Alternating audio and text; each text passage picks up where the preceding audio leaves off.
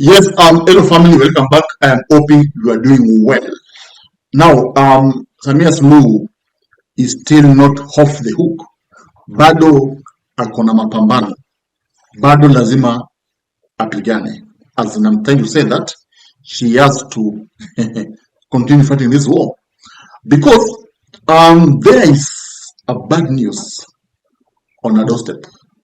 And the news is that Tanzania, the old country, has decided to hold a massive protest on December 9th. That of course they are hoping the protest will change or will change the nation. Now let me read for you this post from this report.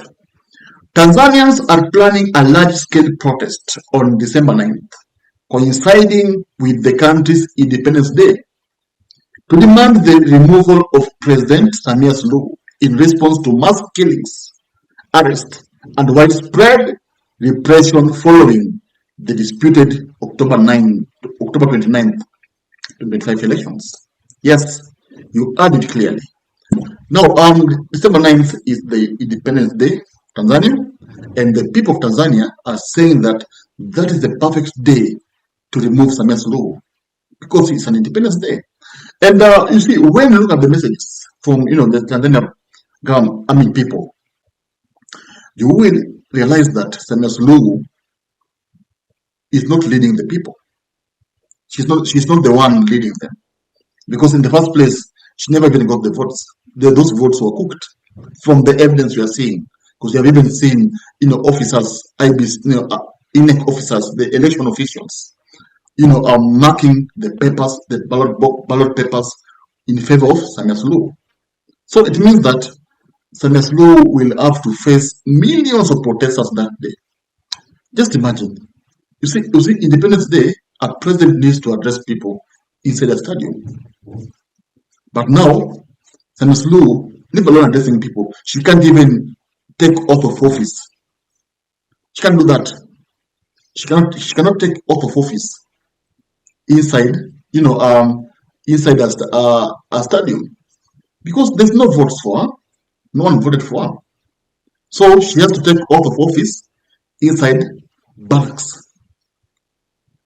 for protection. That's all. So it means that the protest that will be that day will be historic. Historic, I'm telling you. It will be historic. And I think the one thing she needs to do right now, she needs to release the 240 protesters.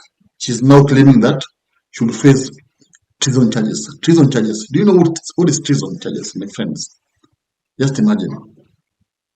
She should release them. And what is going to bring a downfall is the 3,000 mass graves that is said that the police had killed 3,000 protesters. And the government, instead of releasing the bodies to the family, they are burying them secretly to conceal evidence, to hide evidence. That's all. Yes. So that's what I'm saying. Samia Suluhu is still off the hook. You can't lead people by force. You cannot govern people by force. You can't do that. At least, I believe Samia has got strong advisors. Some have advised her to jail the opposition and forcefully declare herself the winner, gave her the wrong advice. Because the whole world, no one is on her side. The whole world, America, name them, UN, UAU, SADC, no one is on her side. So who will be on her side? Of course, I don't expect Museveni and Ruto to help her that much. The world is actually against her. And this protest will be supported by America. So, should the police kill more people that day? I'm telling you, Samia Suluhu won't be able to lead the role. Because the world will, superpowers will be on a doorstep. And of course, they will demand even ICC to to call and answer the charges. So, it is not going to be easy. I think Samia Suluhu should have just accepted to face the opposition on the ballot. And of course, yes, that's all. So what she did at the election or prior to election is something that the Tanzanian people have refused to forget. and they're vowing to actually crush a regime. And when the people have decided they don't want you, you will have along the because the people will can actually remove from power. Yes, people can remove from power. Power lies with the people. Power lies with the people, and the world is on the people's side. Now, after all this, we have seen, in fact, there are images online. Young men have been shot dead. In fact, there's a disturbing scene I saw whereby police officers just, bashed people inside a restaurant and just, shot them dead. I mean, how do you do that?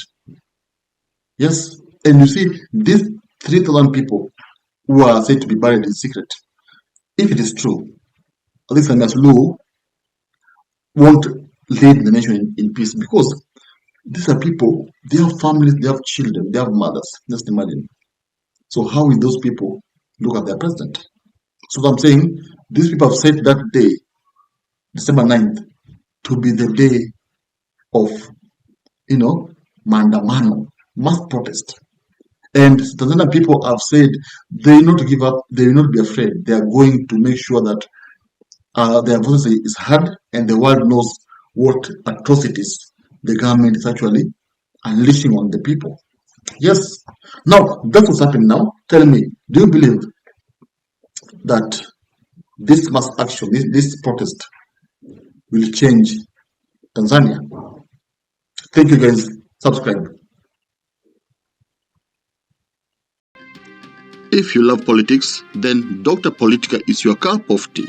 The place for minds that think. If you are watching this from anywhere else, search the name, hit subscribe, and stay sharp with us.